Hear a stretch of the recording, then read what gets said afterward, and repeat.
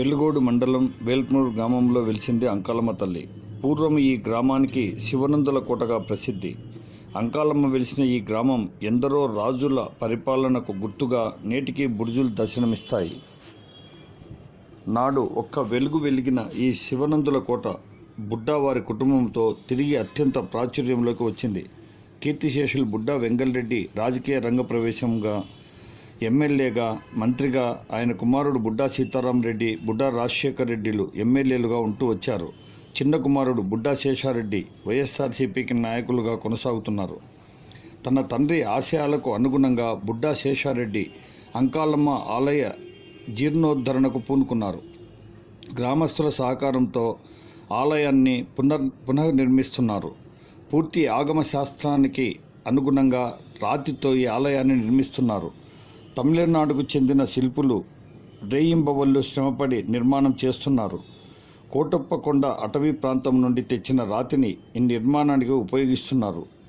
జిల్లాలోనే కాక ఇతర జిల్లాలలో కూడా అమ్మవారిని ఇంటి దేవతగా కొలుస్తున్నట్టు చెబుతున్నారు.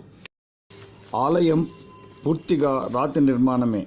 భూమిలో 12 అడుగుల లోతు నుండి రాతితో పూడ్చి ఆ పైన నిర్మాణాన్ని చేపట్టారు. గర్భాలయం చుట్టూ మండపము, అంతరాలయము, గాలిగోపురము, ఆలయ ముందరి మండపం కూడా రాతితోనే నిర్మాణాలు చేయనున్నట్లు బుడ్డా శేషారెడ్డి తెలిపారు. 25 టన్నుల ఏకశిలతో గోపురం నిర్మాణం చేయనున్నారు. ఇప్పటికే ఆలయ నిర్మాణం పూర్తి కావచ్చింది. అనుకున్నట్లే మార్చిలో ప్రతిష్టకు సిద్ధమయ్యారు. దాదాపు 6 కోట్ల రూపాయల నిధుల ఆలయ నిర్మాణానికి వెచ్చిస్తున్నట్లు శేషారెడ్డి తెలిపారు. ఈ నిర్మాణ ఖర్చు అంతా గ్రామస్తులు అమ్మవారి ఇలవేల్పుగా కొలిచే భక్తులతోటి మాత్రమే చేస్తున్నారు.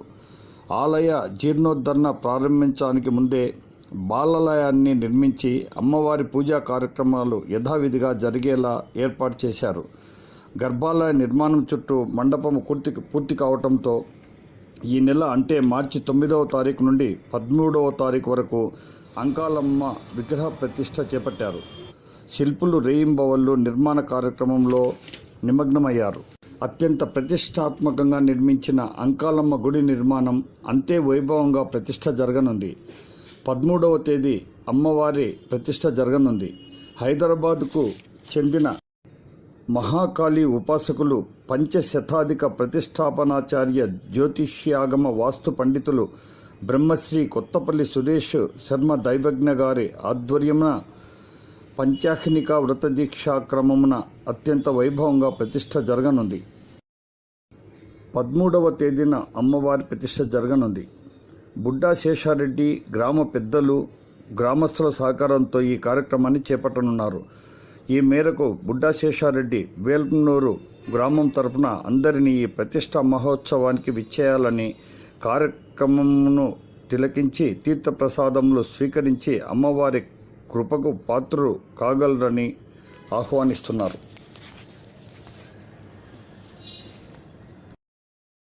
ఈ నిర్మాణం అంటే ఈ గ్రామంలో అంకాల పరమేశ్వరి అమ్మవారు గ్రామదేవత. అమ్మవారి కొన్ని సంవత్సరాలుగా పురాతనమైనటువంటి దేవాలయము, గోపురాలు కానీ, శిఖరము కానీ, చుట్టూ మండపాలు కానీ, అంతరాలయం, గర్భాలయం కానీ అన్నీ కారిపోయినటువంటి శిథిలమైనటువంటి స్థితిలో కొన్ని రిపేర్లు చేసుకొని గ్రామస్తులందరం కూడా అట్లనే అమ్మవారికి కైంకర్యాలు చేసేవాళ్ళము. కానీ గుడి నిర్మాణం చేయాలి అనే ఒక సంకల్పం కలగజేసుకొని దీన్ని కంప్లీట్గా రాతితో నిర్మాణం చేయాలని, అంటే గర్భాలయం కింది నుంచి కూడా భూమికి దగ్గరగా 12-13 అడుగుల రోతో పెద్ద రాళ్ళు వేసి, అటువంటి పెద్ద రాళ్ళు వేసి మనం నిర్మాణం తీసుకొని పై రావడం జరిగింది. అంతరాలయం, గర్భాలయం కూడా రాయితోనే నిర్మాణం. పైన శిఖరం కూడా రాయితో నిర్మాణం. స్తంభాలు కానీ, మళ్ళా ముందర మండపం కానీ, మహామండపాలు కానీ అన్నిటి కూడా రాయితోనే వస్తాయి. దీనికి సుమారుగా ఎస్టిమేషను కాంపౌండ్ అన్నీ అంటే కూడా 5-6 కోట్ల రూపాయలతో ఎస్టిమేషన్ వేసుకొని ఈ నిర్మాణం చేపడతా ఉన్నాం.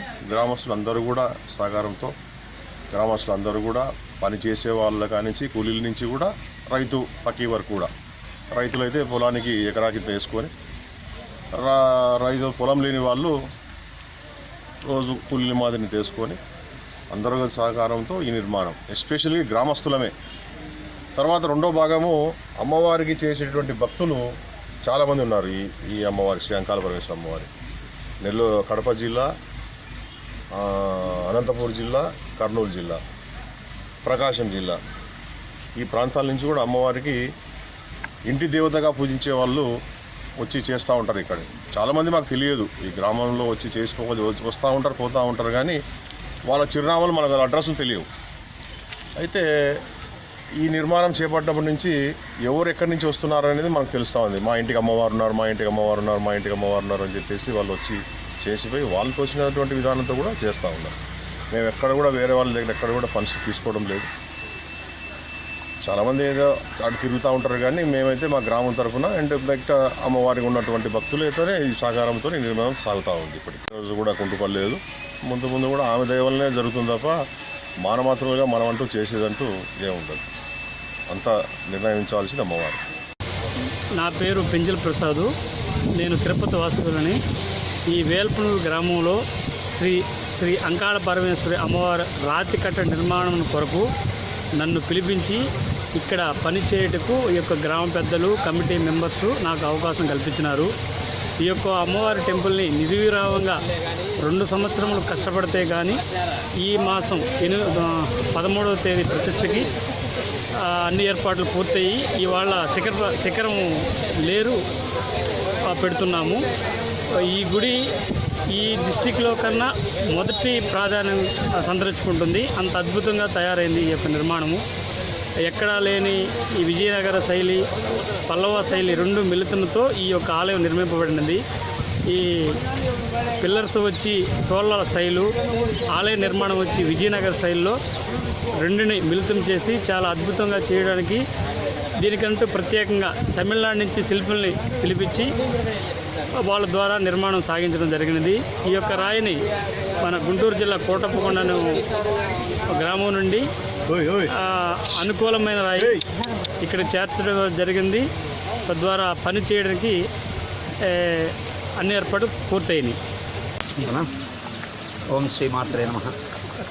మన కర్నూలు జిల్లాలో వెలుగోడు మండలంలో వేంచేసి ఉన్న శ్రీ శ్రీ శ్రీ మహాలక్ష్మి, మహాసరస్వతి, మహాకాళీ స్వరూపిణి అయినటువంటి శ్రీ అంకాళమ్మ పరమేశ్వరి ఎన్ని సంవత్సరాల కిందట వెలిసిందో జగజ్జనని. ఇప్పటికి కూడా ఈ గ్రామంలో ఎవరిని అడిగినప్పటికీ కూడా ఆమె చరిత్ర మాకు తెలియదనే చెప్తున్నాను. నేను అడిగితే కూడా కొన్ని నేను చూసినప్పుడు బట్టి ఇక్కడ వస్తున్నటువంటి ఆ యొక్క శక్తి తరంగాలను కనుక చూసినట్టయితే కొన్ని వేల సంవత్సరాల పూర్వమే ఈమె ఇక్కడ వెలిసినట్టుగా ఉంది.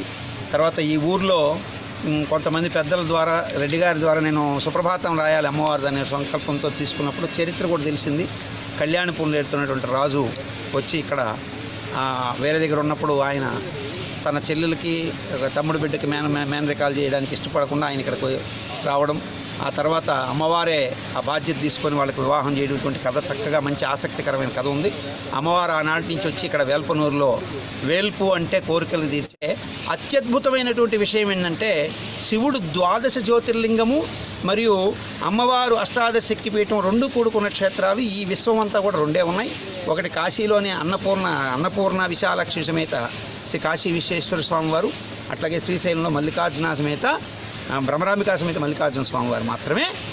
తొడ ప్రాంతం విస్తరింపబడి తొడ భాగంలోంచి పడినటువంటి ముక్కలన్నీ కూడా అంకాళమ్మగాను, నూకలుగా పడినటువంటి కొంత మాంసం నూకలుగా పడ్డాను నూకాలమ్మగాను, కన్నీరు కారుస్తూ చచ్చిపోయిన ఆ కంటి భాగం పడినటువంటి ఆ కొంత భాగం ఆమె కన్నీటమ్మగాను, అట్లాగే పుట్టలుగా పడిన ఆమె పుట్టాలమ్మ రేణుకా తల్లిగా మనం పిలుచుకుంటున్నటువంటి గాను, అట్లాగే పొలిమేర్లలో భాగాల్లో గ్రామానికి ప్రతి పొలిమేరలో అంతంత నూకలుగా పడ్డటువంటి అంతా కూడా పోలేరమ్మగాను. ఇక అట్లా రకరకాలుగా మనం అన్నీ కూడా గ్రామ చరిత్ర చెప్పుకున్నాం రేపు. ఇలా వెలిసినటువంటి పరమ పవిత్ర క్షేత్రం. ఇక్కడ మనం బాగా చూసినట్టయితే శ్రీశైలంలో ఇక్కడి నుంచి మనకి శ్రీశైలం ఖచ్చితంగా 1 యోజన దూరం మాత్రమే ఉంది. అంటే ఒక 70. ఇంత పవిత్రమైనటువంటి క్షేత్రానికి దగ్గరగా ఉన్న ఈ స్థలంలో భగవంతుడు సంకల్పిస్తాడు. నిన్నటిదాకా ఈ స్థలం ఎలా ఉందో మనకు తెలియదు. ఇప్పుడు తెచ్చినటువంటి ఆలయానికి కడుతున్నటువంటి రాళ్ళు ఎలా ఉన్నాయో మనకు తెలియదు. ఇక్కడ నేను చేయడానికి వచ్చిన వాడిని నేను ఎటువంటి వాడినో మీకు తెలియదు. కానీ నరభోగం, శిలభోగం, అట్లాగే స్థలభోగం అని 3 భోగాలు ఉంటాయి. శిలాభోగం, నరాభోగం, అట్లాగే స్థలభోగం. ఈ స్థలానికి ఇప్పుడు అద్భుతమైనటువంటి భోగం అమ్మవారు రావడం ద్వారా సంప్రాప్తించింది. అట్లాగే ఆ యొక్క రాళ్ళు ఎక్కడ పుట్టాయో ఎక్కడెక్కడో పుట్టి అన్ని ప్రాంతాల నుంచి ఇక్కడికి రావడం, ఈరోజు బ్రహ్మాండమైనటువంటి ఆలయాన్ని మనం తయారు చేసుకోవడం జరిగింది. ఈరోజు ఆ ఆలయ ప్రతిష్టకి అన్నిటికీ కూడా ఆ సంకల్పం చేసిన తర్వాత వాస్తవంగా ఇక్కడ కళలు తీసినటువంటి స్వాముల వారు ఒకరు ఉన్నారు.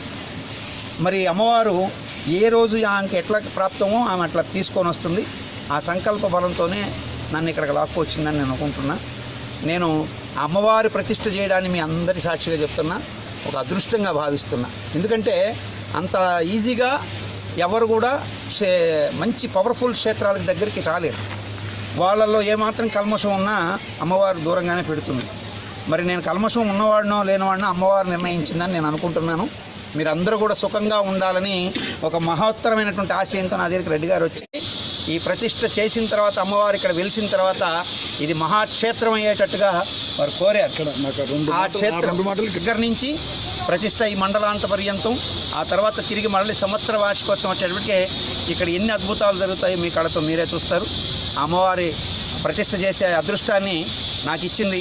కాబట్టి మీ అందరికీ నేను ముఖ్యంగా చెప్తున్నది ఒకటే, ఇక్కడికి మంత్రి వస్తేనే మనం ఎంతోమంది పరిగెత్తుకొని పోతాం.